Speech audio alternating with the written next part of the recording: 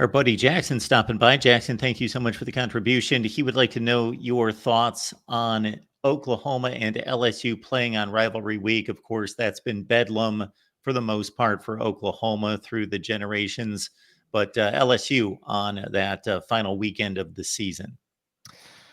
I love it, man. I think I'm hoping that's a night game in Death Valley because night games in Death Valley are just the coolest, right? But there's a good deal of beef between the OU fan base and the LSU fan base, and it dates back to the 2003 Sugar Bowl.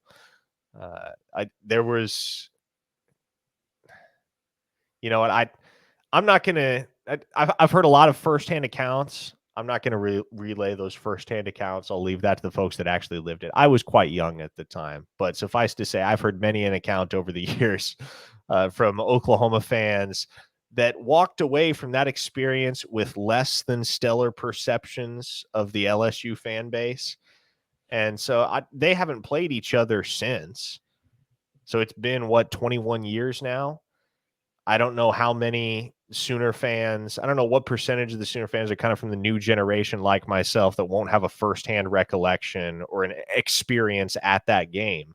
But there's a good deal of clean SEC hate there. And so I think it's not a rivalry by any means, certainly not yet. It might be at some point down the line in the new SEC, but I think there's enough vitriol between those two fan bases that I think it's going to be an interesting addition to that rivalry week slate.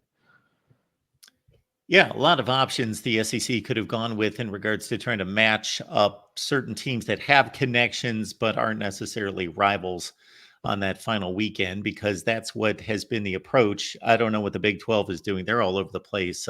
They have not tried to establish rivalries in their scheduling for the final weekend, but that's at this point, of course, no concern to Oklahoma fans.